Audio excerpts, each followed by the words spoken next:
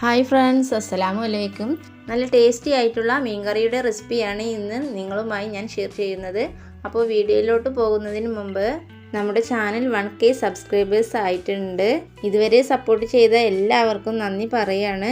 ഇനി അങ്ങോട്ടും നിങ്ങളുടെ സപ്പോർട്ട് വേണം. അപ്പോൾ വീഡിയോയിലോട്ട് പോകാം. നമ്മുടെ മീൻകറി തയ്യാറാക്കാനായിട്ട് ആദ്യം തന്നെ ഞാൻ കുറച്ച് പുളി വെള്ളത്തിലിട്ട് കുതിർക്കാൻ വേണ്ടി വെക്കുന്നുണ്ട്. പിന്നെ 1 കിലോ മീൻ കട്ട് ചെയ്ത് ക്ലീൻ ആക്കി എടുത്തിട്ടുണ്ട്.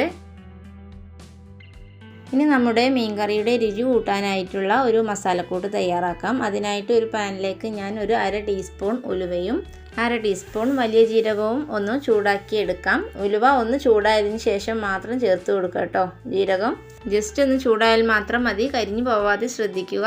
ഇനി ഇതൊന്ന് മിക്സിയുടെ ജാറിലേക്ക് ഇട്ടൊന്ന് പൊടിച്ച് മാറ്റി വെക്കാം. ശേഷം കറി വെക്കാൻ ആവശ്യമായ ഒരു പാത്രം അടുപ്പിലേക്ക് വെച്ച് 1.5 ടേബിൾ സ്പൂൺ വെളിച്ചെണ്ണ ഒഴിച്ചു കൊടുക്കാം. ഒരു വലിയ ഉള്ളി ചെറുതായി അരിഞ്ഞത് ചേർത്ത് കൊടുക്കാം.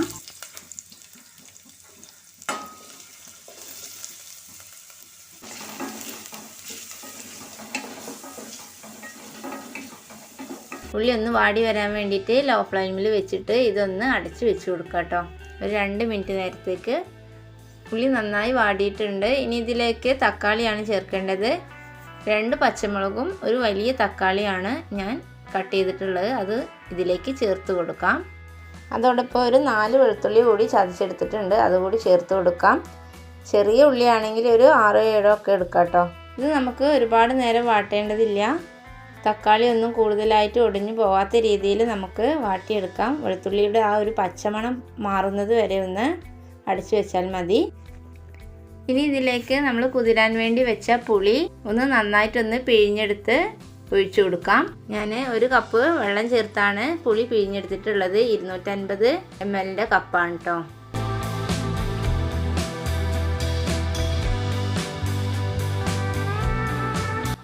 ഇനി ഇതിലേക്ക് 2 ടേബിൾ സ്പൂൺ മുളക് പൊടി ചേർക്കുക.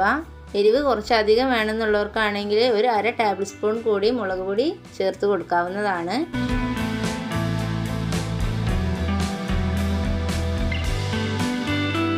ഇനി ഇതിലേക്ക് 1.5 ഗ്ലാസ് വെള്ളം കൂടി ചേർത്ത് കൊടുക്കുക.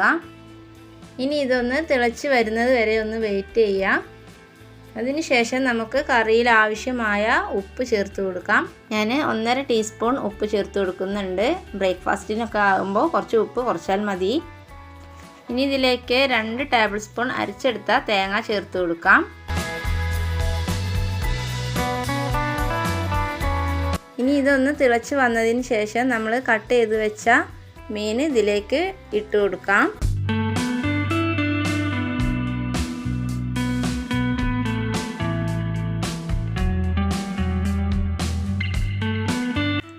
ഇനി ഇതിലേക്ക് നമ്മൾ തയ്യാറാക്കി വെച്ച മസാലക്കൂട്ട് ചേർത്ത് കൊടുക്കാം.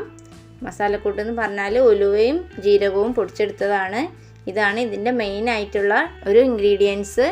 ഇത് ചേർത്തെങ്കിലേ നമ്മുടെ കറിക്ക് നല്ല ടേസ്റ്റ് ഉണ്ടായിരിക്കുള്ളൂ. ഇതിൻ്റെ കൂടെ കുറച്ച് കറിവേപ്പിലയും കൂടി ചേർത്ത് കൊടുക്കുക.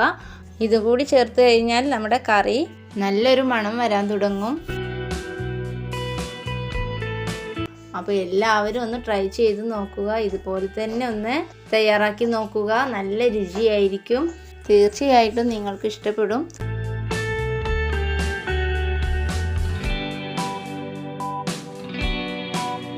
വീഡിയോ ഇഷ്ടപ്പെടുകയാണെങ്കിൽ ലൈക്ക് ചെയ്യാനും കമൻറ്റ് ചെയ്യാനും മറക്കല്ലേ. അതുപോലെ തന്നെ ചാനൽ ഇതുവരെ സബ്സ്ക്രൈബ് ചെയ്യാത്തവരാണെങ്കിൽ ഒന്ന് സബ്സ്ക്രൈബ് ചെയ്ത് സപ്പോർട്ട് കൂടി ചെയ്യണേ.